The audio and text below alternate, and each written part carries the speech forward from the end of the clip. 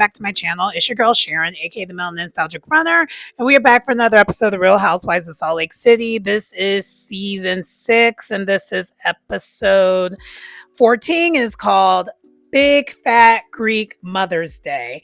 And before we get into the episode was an okay episode. I'm still, overall thinking that last season was better than this season. But I did enjoy this episode a lot. I did, and of course, for those who have not watched my other two videos with Potomac and Beverly Hills, I am dealing with seasonal depression right now, and so I'm in my feelings when it comes to a lot of things right now. So that's why I'm not on camera. Has nothing to do with nothing. It's just a thing. But one thing that has made me feel better, I am working on myself to feel better about the situation of it all, is I had very productive day today. I went to the gym. I ran outside. I was outside. I worked, had a good work day. Got Housewives done, cleaned around the house. The house is clean. Pretty much did all the things I need to do when it comes to that. And so I feel good about that. And I took my hair down too. I did that earlier this week, and that makes me feel, I think that was part of what it was. I needed a break, but the shows are still showing. So I do want to keep reviewing them. I don't want to fall behind.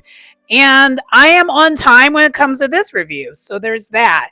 And whatever I need to do to make sure that I'm on time, which that would possibly include not actually filming myself and just doing just recording my voice. We'll do that. I do think at some point in time in the future, I might need to see if I can make myself an emoji or something for when I am doing these type of records, so that you still can have something to look at while you're listening to me. I think that'll be helpful. But anyway, like I said, without further ado, let's get into the episode. First of all, wait, one more thing before we get into the episode. About the reunion seating, I'm almost at the point now where I think Meredith should have been first chair. The way this season's going now, I wouldn't have said that the first half of the season, but really this second half of the season, they are making it a point for it to be about Meredith. It's like they went from Lisa briefly to Brittany to Meredith. And I had some thoughts on bad weather and how all the women are handling it. But overall, this was a good episode. They have tried to move on from it towards the end, so that's good. Because I don't want us to continue to beat this dead horse, because it seems like, honestly, the past couple episodes it's been a rinse and repeat. But this episode, I think we're finally getting out of it. So there's that. Anyway, let's go ahead and get into this review.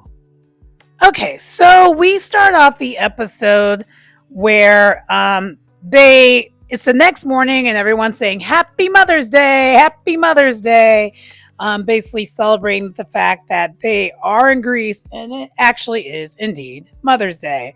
And basically, we start off with bad weather, and that's kind of where we start off with that. But then from there, the women are slowly waking up, and we found out that Bronwyn got busy in that meantime and decided that she was going to make some friendship commandments. And so basically the things that they said about the friendship amendments, she put it on the wall and made like a kindergarten sticker chart type situation. So whenever anyone broke the commandment, they would get a mark. So the point is, you did not want to break the commandments. And in the confessional, she rationalizes it, and she's like, these women are a lot like kindergartners, so I figure I'll just do what a kindergarten teacher would do, and this makes sense to me. And it cracks me up a little bit, because I'm like, wow, she is such a Virgo, because I feel like that's such a Virgo thing to do. And then also too, after that, again, kind of a good chuckle about that. And the women then do go outside and have their breakfast and kind of chillax for a second. And Heather is stoked that it's Mother's Day and she is kidsless.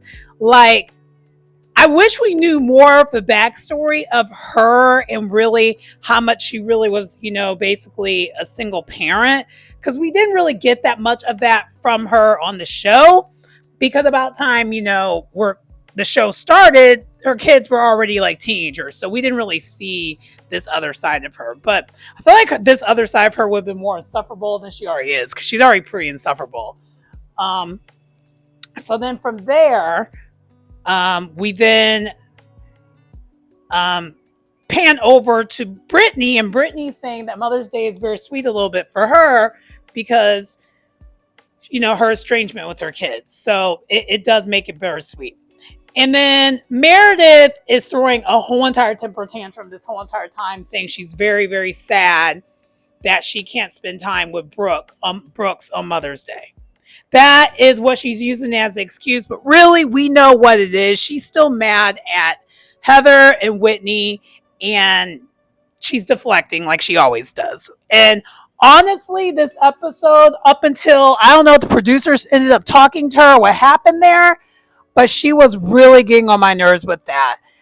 She now, later on in the episode, she actually ends up flipping and changing her tune and being fun. And it just gives me that someone, I feel like the production talked to her, was like, girl, stop it. Because she was being such a Debbie Downer throughout this day of the trip. We'll talk more about it as we get into the episode, but yeah, she was getting on my nerves. All right, but before we end up like kind of switching gears, we find out that half the women are going to be doing riding donkeys around Santorini. And I forgot what I called this place last week. I think I called this place Mykonos last week. It's totally Santorini. And I know it's Santorini. Not from experience of going, but like, it's one of the more iconically known Greek places that people have been going to, especially since the pandemic. So I don't know why I said, the other place, Mykonos. Maybe I was I don't know. Maybe I was in a party mode. Who knows? But anyway, the second half of the ladies are doing this Greek cooking class. And also at this point during the breakfast, everyone is there minus Meredith. And everyone was pretty much having fun for the most part during the trip, minus Meredith at this point in time. And Brittany's the one who kind of calls it out. And so Mary goes in and checks on her and kind of lets her know, like, hey, how are you doing? And Meredith is over it. I don't know what it is with her, but her energy is definitely off. And Mary has been calling it out throughout this season that something is up with Meredith, and she's just not telling people what's really going on, but there's definitely something going on with Meredith. But Meredith's like, I'm going to try my best, and I'm going to, I'll come. She doesn't mention the Mother's Day thing to Mary. I think she's doing that just as a crock of BS to deflect, because that ends up happening later on when, they're on their way to the destination and places. But Mary can tell her energy is just not quite right. Anyway, moving on.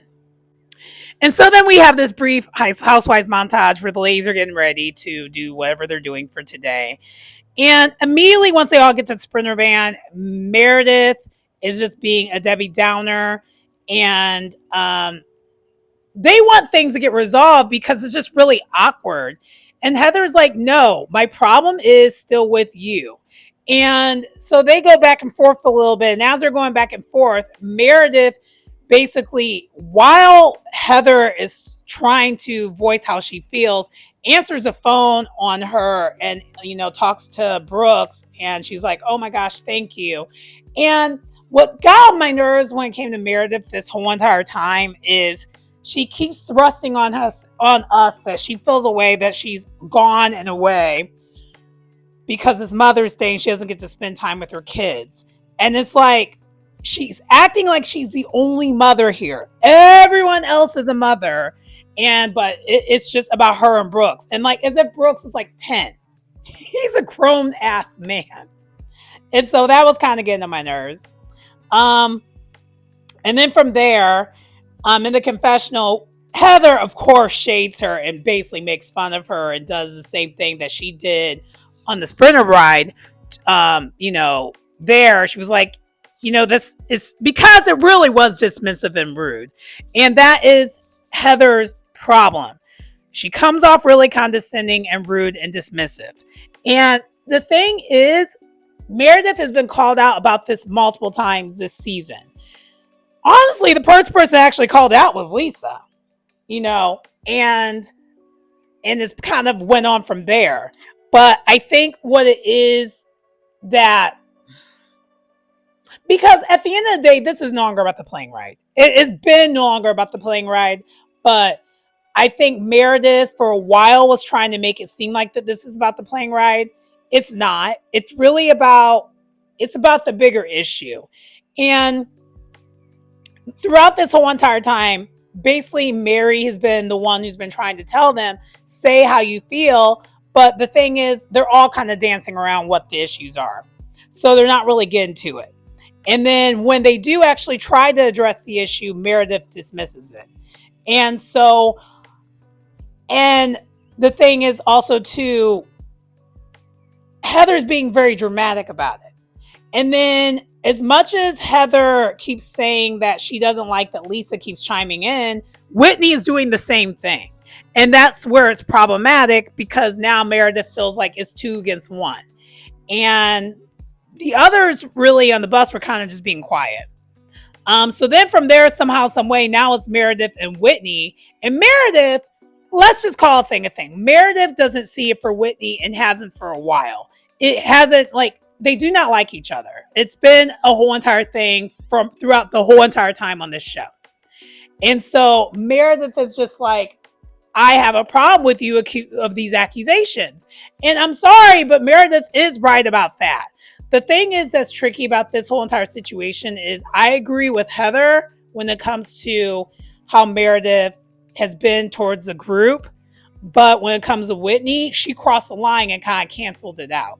So, and Whitney just keeps chiming in, and it's just like she's making things worse. And so they're not getting anywhere. And Lisa, throughout the whole entire time, is trying to mediate, but the women are getting annoyed with her because we're like, let Meredith talk. But then basically they now get to where they need to go.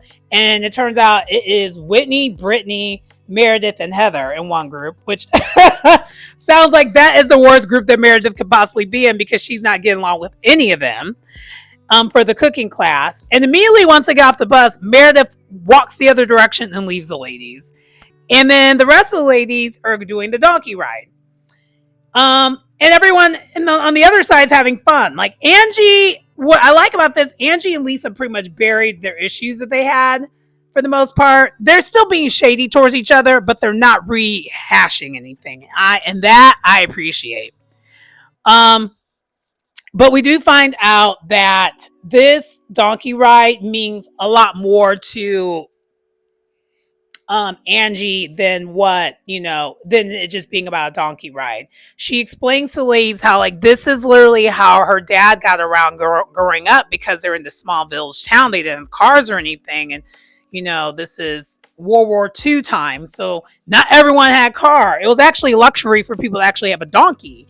And so this is how her dad would get around around town.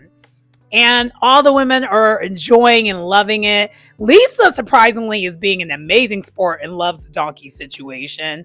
The only person that didn't really love it was Mary, but Mary does state in her confessional she felt bad for the donkey, that they're riding the donkey. Had nothing to do with, the discomfort of it all. She just felt bad that this donkey is carrying her. She was just like, and she kind of bonded with her donkey. And so that was kind of cute. But overall, all the women on the donkey ride, they seemed like they were enjoying themselves. Okay, so then Meredith ends up walking back, and then Meredith, of course, in her confessional states where was she going to go. And I was wondering the same thing, what is she doing? It's not like she's just anywhere she could be. She was going to be stranded. So she ends up walking back after just kind of doing that walking away thing. And I just thought that was so silly, but whatever. And then from there, The cooking class then begins. So she wasn't even gone for that long. She kind of showed up in the middle while the cooking class was taking place. And then the other ladies are talking. So the other ladies are having a good time at this cooking class. Meredith is the only one who is just being a buzzkill. She is just being just a killjoy. And the other ladies, on the side, the donkey, the ladies who are, they're doing the donkey ride, they're talking and hoping that Meredith will understand that she has a part in these issues and she really needs to take accountability for her actions. And that's been her issue throughout this whole entire time on the show, really. She's taken zero accountability. And Lisa agrees to a certain degree, but of course she's not going to tell the ladies that she is writing for her. And the ladies are just like, this is a Heather and Meredith thing. Let them figure it out. This is a Whitney and Meredith thing. Let them figure it out. You can't keep chiming in all the time. And Lisa is like, this is great for them to say, but it's one ear, not the other, because I'm a good friend. And Lisa's eyes, she thinks her chiming in and protecting her is being a good friend, which really it is. It actually truly is. But the problem is it's not helping Meredith really, because the main issue is Meredith not taking accountability. And if Lisa continues to chime in, that basically puts a band-aid on the issue of Meredith not taking accountability. So as much as she thinks she's helping, she really isn't helping. So, but I understand where Lisa's coming from. She's going to ride for her friend. And so then from there, the other ladies do eventually join in for lunch. And Mary immediately asks about the progress. Like, so did you guys make up? Because the thing is, the energy with the donkey ride, the ladies who did the donkey ride versus the others, night and day. Everyone from the donkey ride side seemed like they were having a good time. They seemed like they were bonding. It was like a girls' trip situation. And then the other side, it was just like, because Meredith was just being such a killjoy and kept thrusting upon us that she's upset because, she's not home for Mother's Day, even though everyone else, also her mothers, are not home for Mother's Day. And I love that, Heather basically says the obvious. You knew that this trip was scheduled on Mother's Day. You had a choice. You did not have to come. Like, let's not pretend you didn't know when it was going to be. Like, this is stupid. This is silly. And then Lisa actually does do a big one and leads them back to where they need to be. Lisa's like, look, this is not about Mother's Day, Meredith. This is about you being upset with Heather and you being upset with Whitney. Talk it out. And then they kind of do talk it out, but it didn't really resolve anything because Meredith doesn't really see it for Whitney. Whitney does apologize for what she said because what she said was wrong. But Meredith clearly didn't really receive the apology. She was like, okay. But then eventually they just decide they're just going to let bygones be bygones and move on at this point. Because it's getting ridiculous. And so then they leave. And I'm going to actually give Meredith some grace, along with all the ladies, mind you, because this next little brief scene interaction on the way back, you can literally tell what part of the problem is here. So the ladies are on their way back, and they're literally talking about going number 1 and number 2. And they are very, very loopy. Like, they're clearly been drinking, but it's not just about the drinking, them being, drunk or them having a buzz. All of them are clearly jet lagged.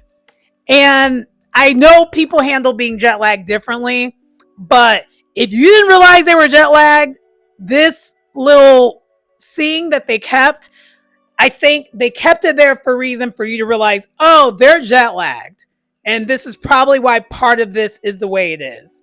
Because that was a long trip for them to get to Greece. And because they're filming a show, they expedite things much quicker than what most people would do. So that's kind of part of the thing. But then anyway, so then they do get back and they decide they're going to have some downtime and do like a pool party and a pool day. So all the women are just enjoying themselves at the pool. Meredith has this cute outfit reveal situation where she looks like she's wearing her normal business suit that she likes to wear, but then it turns out it's actually bikini and it's like her cover up, and it actually was really, really cute and very well done. And Meredith in her confessional is like, you know what, I'm gonna try my best to move on and turn it around. So she's rallying at this point, which I can tell she is. And the ladies are actually now all having a good time. And even Bronwyn in her confessional, she's like, this is the energy that I wanted from Meredith. And so they're having a good time. They're doing like a dog paddling contest. And Meredith ends up cheating to win. And she's talking to Whitney about it. And Whitney's like, I was winning. She was like, yeah, I was getting mad that you were winning, so I cheated. And it was like just kind of funny. And then they all kind of sit around. Oh, and then while this is happening, Heather and Angie go to put on Meredith's outfit. And it was just cute. You could tell they were having their girl time. They're having a good time. And you could tell, honestly, that these women may not love each other, but they respect each other enough. Like, if they're able to just, have this light, fun time, they like each other enough. Anyway, and so then from there, they talk about how, Electra feels about this. And because the subject came up about, at this resort that they're at, can you order things that are like, non-Greek food? And she's like, yeah, Electra orders like sushi. And Lisa's just like, oh my gosh, she is rejecting anything and everything Greek, isn't she? And she's like, yeah, and this is what we find out from Angie, that Angie understands. She's like, she's a teenager. Like, she is just anti all this stuff. And then they get into the subject, all the women get into the subject about what they were doing when they were teenagers. And they were talking about how, so Lisa mentioned how she used to sneak and wear more like skimpier outfits at school, but she would get kicked out. And then they were talking about kissing.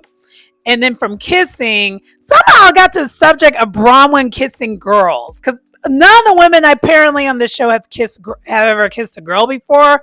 And Bronwyn multiple times, and no one caught it. She kept saying, I've done way more than kiss a girl before. And I was like, Bronwyn, let me find out. Are you pan? Are you bi? Are you pan? Are you part of the queer community? I feel like she is. But you know what? I love it. I love it. I love it. I love it.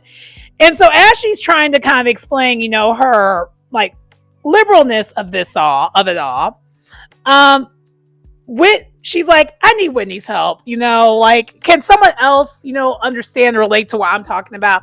And Whitney comes to her and just gives her a peck on the lips, and Bronwyn treats it like it was like they were tonguing each other down. I was like, dude, this was not that serious.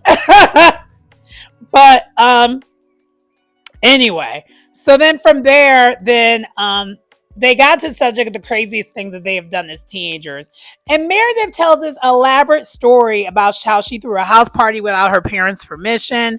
And then the way they found out is that a plate was broken and she broke the plate. And everyone was like, oh my gosh. It wasn't even that big of a deal.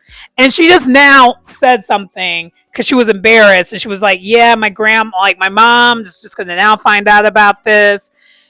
And Bronwyn, being as quick as ever in her confessional, she's like, at this point, we're going to find out the truth about this airplane ride when she's a grandma. And I was like, child, you ain't never lied. You ain't never lied. All right. So then now the ladies decide they're actually going to go out and enjoy some of the Santorini nightlife. Mary decides she's not going to go because she is jet lagged. And she's like, yeah, no, I'm done. I need to call it a night. So she decides not to come. So this actually explains when we saw the preview why we didn't see Mary. She decided to just sleep. And so the rest of the women do end up going out. And then on the ride there, we find out that Brittany decided to trademark high body count hair, even though she was not even the one who said it. And now we're getting this little mini back and forth. And it not only happened here in the Sprinter van, it continued on once they arrived at Tango, which is the club they end up being at. And all the women are just like, girl, that's weird. That is weird. No one is on Brittany's side when it comes to this. And Brittany's like, girl, don't be mad that I got to it before you did. And you know what this kind of is to me? It's giving, let Paul McCartney tell it, because I don't know what the truth is. It might be somewhere in the middle. It reminds me of back in the day when Michael Jackson ended up buying the Beatles catalog underneath Paul McCartney's nose when they were really close friends at that time. And that's not his catalog to buy, but it was out there in the open market. At the end of the day, business is business. So, you know what? When it comes to this, I'm not mad at Brittany for doing that. I think that actually was kind of smart. I ain't gonna hold you. I think it's smart. But of course, Angie's making a big deal out of it once they get there. And then once they get to the place, Bronwyn and Meredith kind of joke about it, talking about the and doing a similar situation but calling it ting ting ting ting, because that is Brittany's big thing that she always says. She does ting ting ting ting. But really the it wasn't even the trademark that they were talking about. They were talking patenting having a flask, but a flask with a straw. So like you look like you just have a drink, but then you have a straw, but it's really a flask. I'm like, that is actually genius. And so, but it regurgitates the back and forth between Angie and Brittany. They go back and forth, but they keep it light, they keep it cute, they keep it very non-serious. And at the end, they do ask Brittany, like, girl, are you okay? And they're like, and she's like, yeah, I'm okay. And then they end up toasting and cheersing because Whitney was the voice of reason. Whitney was the only one that had like Brittany's back. She's like, girl, like, what are we doing? Like, this is not that serious. And we end the episode where they basically pull it back and like, okay, yeah, we're at a club, we're in paradise, and we're talking about high body count hair and trademarks. When they're on vacation. I'm like, yeah, it's silly. And so they toast it off, and then they all do ask Brittany to make sure she's okay. She's like, I'm good. And that's where it ends.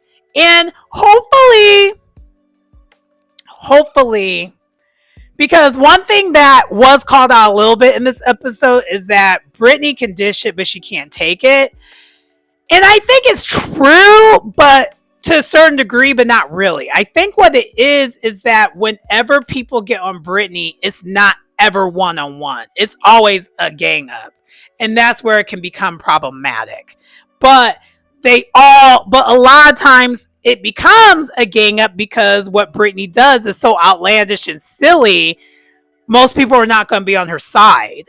So that's the line that they're going to have to always, I think, pay attention to moving forward.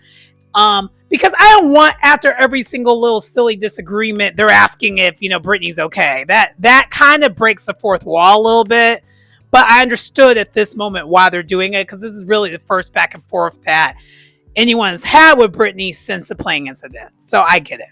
But anyway, that does conclude this episode of The Real Housewives. Let me know what you guys thought. I did enjoy the episode. I was entertained. I didn't love the episode, but I think with them being on vacation, it always makes it better. But anyway, please like, comment, subscribe to the channel if you get anything out of the content. It's your girl Sharon, aka the Melanin Nostalgic Runner, and I will see you next time. Bye.